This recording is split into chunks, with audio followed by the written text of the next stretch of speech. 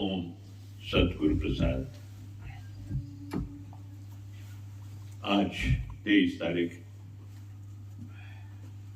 दादा लक्ष्मी भगवान ब्रह्मलीन हुए थे। 23 अप्रैल 2001। 23 एक पवित्र अंक। लक्ष्मी भगवान ब्रह्मलीन हुए। वो दिन शुभ होते हैं जब दिव्यात्माएं शोले को त्यागती हैं और ब्रह्मलीन हो जाती हैं। 78 साल तक उन्होंने ये चोला ग्रहण किया और संसार की सेवा की। हर एक जीव की प्यास को उन्होंने बुझाया और आज चले थे अकेले, जुड़ते गए हम सब और कारवां बन गया। देखिए, जीवन में सब शुरुआत अकेले होती है और धीरे धीरे धीरे धीरे धीरे धीरे सब जुड़ते जाते हैं और एक कारवां सा बन जाता है।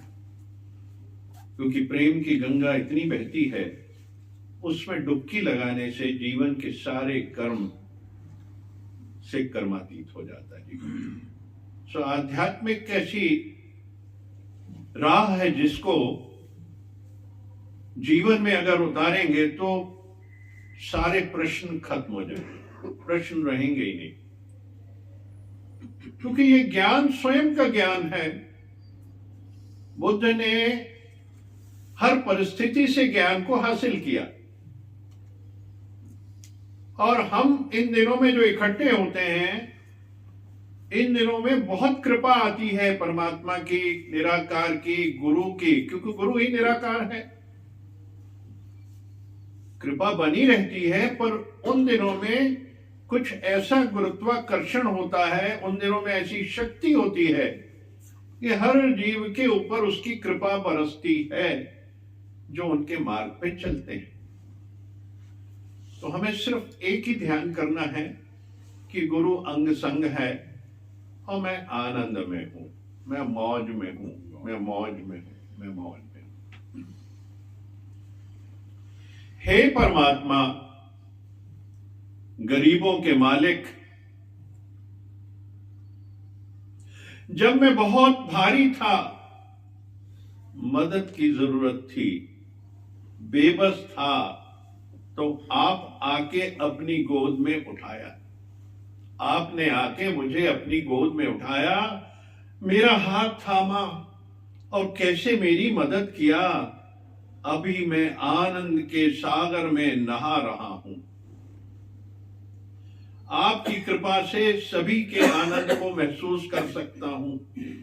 अगर तुम्हारी दिल पवित्र है, तुम्हारी दिल परमात्मा देखने के लायक हो चुकी है, तुम्हारी दिल साफ हो चुकी है, जिसमें परमात्मा दर्शन देता है, तुम कभी उदास नहीं हो सकते हो। ऐसा कैसे हो सकता है कोई भगवान के साथ रहता हो और हंसता नहीं हो? कैसे हो सकता? वो परम सत्ता, वो ईश्वरी शक्तियां, वो ब्रह्म की अनुभूति, वो ओम का नाद जहां है वहां आनंद ही आनंद है। कैसे यकीन नहीं हो सकता परमात्मा? कैसे उदास रह सकता है जीव? उदास नहीं रह सकता है वो जीव। उसके अंदर एक अनुभूति होती है, आनंद, क्योंकि परमात्मा बसता उसके अंदर। हर जीव के अंदर वो परम सत्ता है। सिर्फ एक ध्यान लगाने की बात है। भाव आपका परमात्मा की तरफ हो तो आनंद अपने आप जागृत होगा, क्योंकि जहां चेतना जागृत हुई, आनंद की स्थिति बन जाती है। हम कितना परमात्मा को यहां बैठे बैठे कहते हैं कि परमात्मा, कि मैं दुखी था, आपकी जब जरूरत थी आपने मुझे हाथों में उठाया, आपने मुझे अपनी गोद में बिठाया और मेरे को इस लायक बनाया कि मैं कुछ कर सकूं जीवन में। मेरे सारे सुख दुख भाग गए, क्योंकि सुख दुख क्षणिक हैं। सुख और दुख क्षणिक हैं जो संसार से जनित हैं।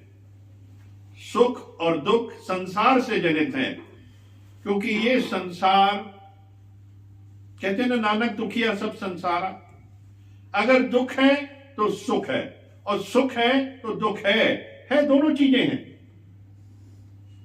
रात के पीछे दिन आए और दिन के पीछे रात, ये तो आना ही आना है। कभी दिन है कभी रात है, हमेशा से रही है। ये संसार की सृष्टि बनी इसी से है। पर जो सजग हो गया, जिसके जीवन में वैराग्य उत्पन्न हो गया, वैराग्य किससे उत्पन्न होगा? ये भी परमात्मी शक्तियां उत्पन्न करती हैं। जब बहुत ज्यादा संसार में जीव मगन हो जाता है और उस परमात्मा को भूल जाता है, तब परमात्मी शक्तियां जागृत होकर एहसास कराती हैं कि तू कुछ इधर देख, थोड़ा सा इस मार्ग पे चल, तो तुझे वो सब प्राप्त हो जाएगा जिसकी खोज तू संसार में कर रहा है। देखिए, जो कर्म है प्रारब्ध के, वो जीवन में वो कर्म हमको काटने ही काटने, उनका भुगतान, उनका टैक्स जमा करना है। इतने कर्म करते आए हैं, टैक्स भरना है। और जब आप परम सत्ता परमात्मा के मार्ग पे चलते हैं, तो परमात्मा भी कहता है कि ये तो भक्त हो गया, अब ये सही राह पे आ गया, इसको मैं जल्दी मुक्त कर दूं। तो सारे जितने आपके प्रारब्ध के कर्म हैं, वो एक साथ चारों तरफ से आपके ऊपर आते हैं कर्मों का भुगतान करने के लिए। बहुत ही अपमान होगा, बहुत दरिद्रता आएगी, बहुत बीमारी आएगी, बहुत हालात ऐसे होंगे जिसे आपने कभी सोचा भी नहीं होगा। जिसके ज्यादा हालात खराब होते हैं, परमात्मा उनके उतने नजदीक रहता है और उनके सारे कर्मों से कर्मातीत करने के लिए स्वयं खड़ा हो जाता है।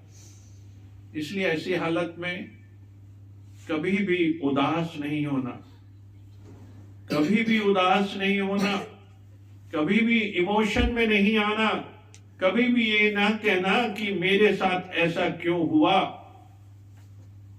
वरना जो आप तप कर रहे हैं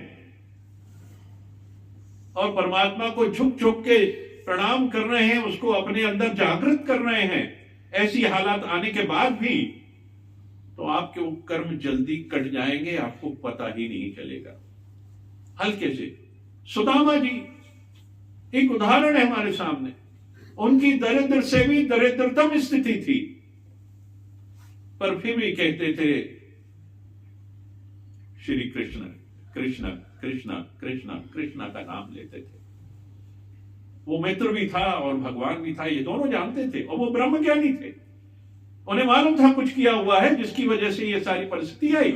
तो इसलिए हम सब ब्रह्मज्ञानी हैं। अगर परिस्थिति आ रही है और हम जान रहे हैं कि मेरा कर्म था, इसलिए परिस्थिति आई, और मैं उसको याद ना करते हुए उसको भोग लूं, उसमें से निकलूं, झुक झुक के प्रणाम करते हुए कहूं कि मेरी एक फाइल और क्लोज हो गई। परमात्मा आप आए और मेरी एक फाइल और क्लोज कर दी।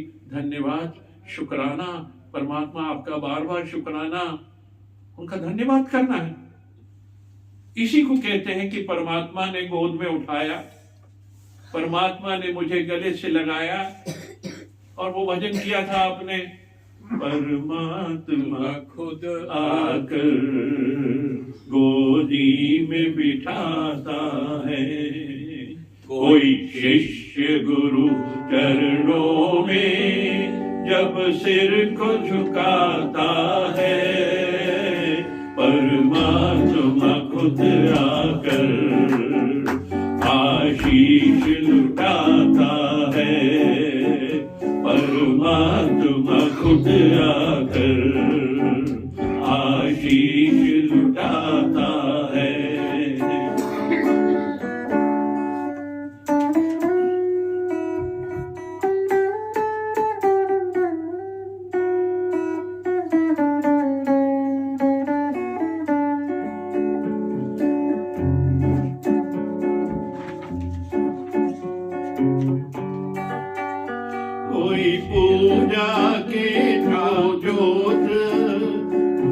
गुरु को चढ़ाता है, कोई पूजा के दो फूल गुरु को चढ़ाता है, परमात्मा खुद आकर पलकों पे बिठाता है, परमात्मा खुद आकर उसे गले से लगाता है, परमात्मा खुद आकर गोदी में बिठाता है। सिर्फ गुरु का ध्यान करने से, परमात्मा को याद करने से, उसमें डूबने से हर जीव कर्म से कर्मातीत हो जाता है कि तब तो तू परमात्मा की गोद में बैठा होता है। जब तू याद करता है तो तू गुरु की गोद में होता है, परमात्मा की गोद में होता है, वो अंग संग होता है, वो रहता तो हर समय है, पर तू जब पुकारता है तहे दिल से, गहराई से, कोर ऑफ हार्ट से, तो आके गोदी में उठा लेता है। यही भक्त का मार्ग है। यही कहते हैं कि गुरु ने उठा लिया तो अब तू उदास क्यों है? अब तू उदास क्यों है? क्योंकि आनंद की स्थिति हो गई, तो उदासी का तो कारण ही नहीं हो सकता। जब परमात्मा की गोद में है, एक आनंदमय ज्योत के अंदर समा रहे हैं, तो आनंदी आनंद, आनंदी आनंद, आनंदी आनंद, और उदासी रफू चक्कर, रफू चक्कर, रफू चक्कर। ओम ओम हरि ओम।